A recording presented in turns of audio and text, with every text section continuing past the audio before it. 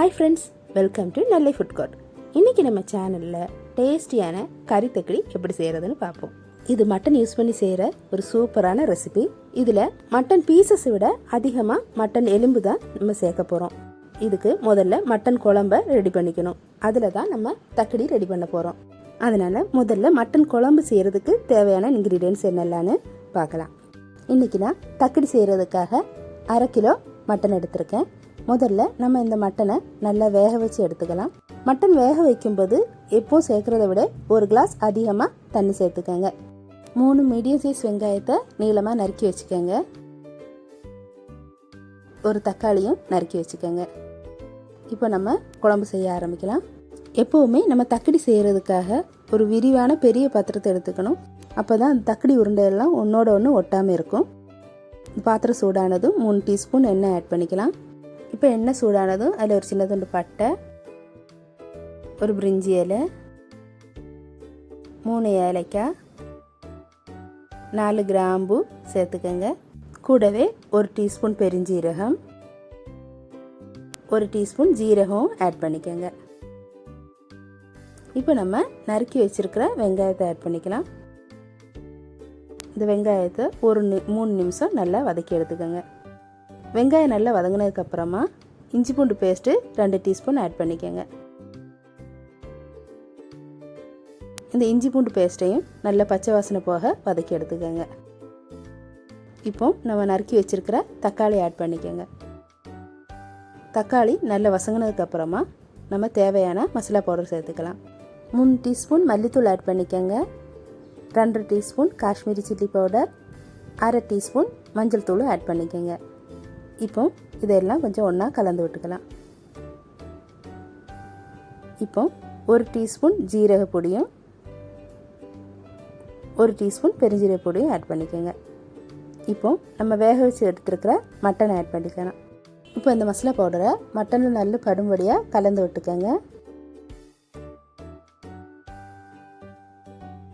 இப்போ நம்ம தக்கடியில் தண்ணி சேர்த்துக்கலாம். தக்கடிக்கு தண்ணி சேர்க்கும்போது எப்போவுமே கூட சேர்த்துக்கோங்க. ஏன்னா இந்த குழம்பை வச்சு தான் நம்ம மாவை ரெடி பண்ண போகிறோம். அதனால் நம்ம எவ்வளோ மாவு எடுத்துருக்கோமோ அதை விட ஒரு 2.5 மடங்கு கூட தண்ணி சேர்த்துக்கோங்க. நான் இன்றைக்கி 2 கப் மாவு எடுத்திருக்கேன். அதனால் 5 கப் தண்ணி சேர்த்துருக்கேன்.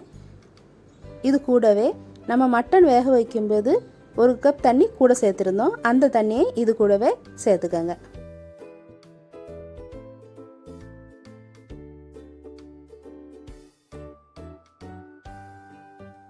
இப்போ இதில் தேவையான அளவு உப்பு சேர்த்து குழம்ப கொதிக்க வைக்கலாம். குழம்பு மூடி வச்சு கொதிக்க வைங்க. அதுக்குள்ளே நம்ம மாவை ரெடி பண்ணிக்குவோம். நான் இன்றைக்கி 2 கப் அரிசி மாவு எடுத்திருக்கேன். நீங்கள் புட்டு மாவும் எடுத்துக்கலாம், இல்லை இடியப்ப மாவும் எடுத்துக்கலாம். 2 மாவுமே தக்கடிக்கு நல்லா தான் இருக்கும். இப்போ இந்த மாவில் நம்ம சின்னதாக நறுக்கி வச்சுருக்கிற வெங்காயத்தை ஆட் பண்ணிக்கோங்க. இப்போ ஒரு சின்ன துண்டு இஞ்சியை சின்னதாக நறுக்கி சேர்த்துக்கோங்க. கொஞ்சமாக மல்லி இலையும் சின்னதாக நறுக்கி சேர்த்துக்கோங்க. அதே மாதிரி கொஞ்சமாக கருவேப்பிலையும் சின்னதாக நறுக்கி சேர்த்துக்கோங்க. இது கூடவே 1 டீஸ்பூன் பெருஞ்சீரகம் ஆட் பண்ணிக்கோங்க. 1 டீஸ்பூன் ஜீரகம் ஆட் பண்ணிக்கோங்க. இப்போ நம்ம இதில் கொஞ்சம் உப்பு சேர்த்துக்கலாம். உப்பு கொஞ்சமாக சேருங்க, ஏன்னா ஏற்கனவே குழம்புலே உப்பு சேர்த்துருக்கோம். இதெல்லாம் ஒன்றா கலந்து விட்டுக்கலாம். இப்போ குழம்பு ரெடி ஆச்சான்னு பார்ப்போம். குழம்பு நல்லா கொதி வர ஆரம்பிச்சிட்டு இப்போ இந்த கொதி வந்த குழம்ப இதில் கொஞ்சம் கொஞ்சமாக ஊற்றி எப்படி இடியப்பத்துக்கு மாவு ரெடி பண்ணுவோமோ அதே மாதிரி ரெடி பண்ணிக்கலாம்.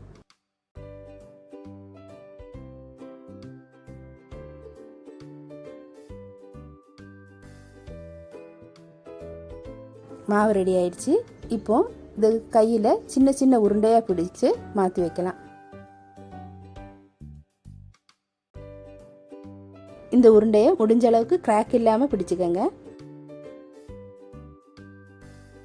இப்படி எல்லா உருண்டையும் ரெடி பண்ணதுக்கப்புறமா நம்ம இதை குழம்புல ஆட் பண்ணிக்குவோம்.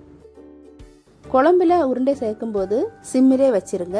இல்லைன்னா நம்ம போடுற உருண்டையெல்லாம் உடையிறதுக்கு வாய்ப்பு இருக்குது. அதே மாதிரி உருண்டையை ஒன்றோட ஒன்று ஒட்டாமல் கொஞ்சம் கேப்பு விட்டு சேர்த்துக்கோங்க.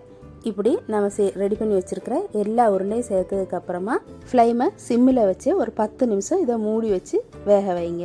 10 நிமிஷத்துக்கு அப்புறமா எல்லா உருண்டையும் திருப்பி போட்டு அதோட அடுத்த பக்கத்தையும் ஒரு 5 நிமிஷம் வேக வைங்க. தக்கடி உருண்டையெல்லாம் நல்லா வெந்ததுக்கப்புறமா கொஞ்சம் மல்லி இலை மேலே தூவிக்கலாம். அவ்வளோதான், உங்களோட டேஸ்டியான சூப்பரான தக்கடி ரெடி ஆயிடுச்சு. இந்த ரெசிபியை கண்டிப்பாக உங்கள் வீட்டில் ட்ரை பண்ணி பாருங்கள். இந்த வீடியோ உங்களுக்கு பிடிச்சிருந்துச்சுன்னா லைக் பண்ணுங்கள், ஷேர் பண்ணுங்கள், கமெண்ட் பண்ணுங்கள். மறக்காமல் நெல்லை ஃபுட் கோர்ட்டுக்கு சப்ஸ்கிரைப் பண்ணுங்கள். அதற்கு பக்கத்தில் உள்ள பெல் ஐக்கனை கிளிக் பண்ணிடுங்க. தேங்க்ஸ் ஃபார் வாட்சிங்.